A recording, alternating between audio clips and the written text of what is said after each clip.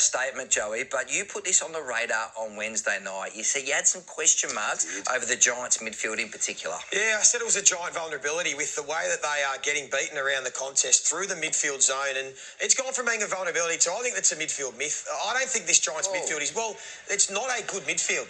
They get beaten up in contested ball around the midfield. It hasn't just been for this season. It goes back a little bit further.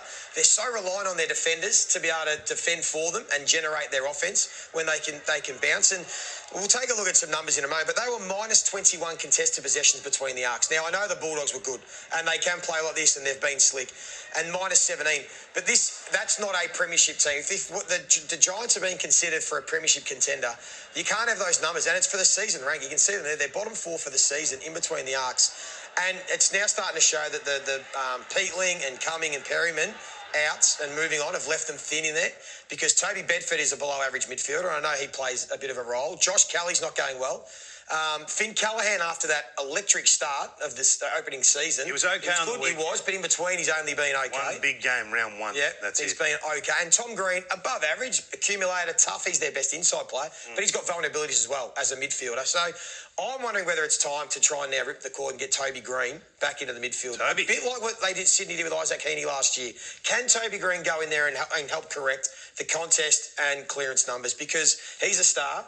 It might just help Jake Stringer and get a little bit more going in that forward line for them if maybe Toby, because he's only been spending about 16% of the time in the midfield. They've got to try something different, Adam Kingsley, because if these numbers continue, as I said on Wednesday night, it's going to be awfully hard to buck the trend to win a premiership. Well, we've seen some really big selection statements from coaches, from Luke Beveridge last week, from Simon Goodwin. We'll find out from Adam Kingsley on 360 with Jared and Gary tomorrow night whether they may go down the same path. I'd be unsurprised to see a bit of a shake-up. Now, you mentioned Josh Kelly and Finn Callaghan. How are you seeing them go in the rucking here? Well, they don't have a ruck at the moment. I'm not sure what he does, Big Briggsy. And I know he's been a good player in the past, but right now they've got a non-competitive ruckman. Ooh. It's as simple as that. I don't know what they do with this position.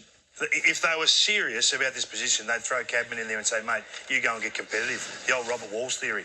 Throw him in there. So fight for your feet a little bit. Because right now he's a poor commodity, giving away a lot of free kicks. I know he's got his work rate. Yeah, well, should be. He doesn't contested mark. He doesn't get involved in possession chains, so he doesn't help you move the ball. He gets beaten more often than not around the ground for numbers by his opposing ruckman, so he hurts this midfield, which you're talking about. They've got to defend another player, and the numbers don't lie. I mean, he's not a tap ruckman.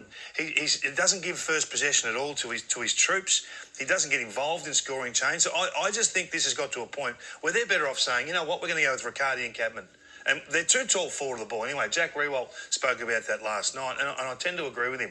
And a deeper look, go and get these big boys in the forward half to get more competitive. Throw them in the ruck where you can't hide. And I know they're not going to win a lot of hit-outs, but you know what? You're not winning them now. It doesn't make any difference. And it might help a little bit more ground ball stuff to follow up, get some more numbers around. Damning numbers. And as you said, Joe, this is a midfield brigade that we always talk up. We know the high picks and the talent and the skill, etc., but that's not the real story at the moment. It's taken 3 contested marks for the year, which is not horrible, right? There's a lot of ruckmen stuck on 3 contested marks. But if you haven't got a function in the team, what do you do? Get them out. It's got to be interesting from Adam Kingsley. As I said, we'll hear from him tomorrow night on Fox Footy.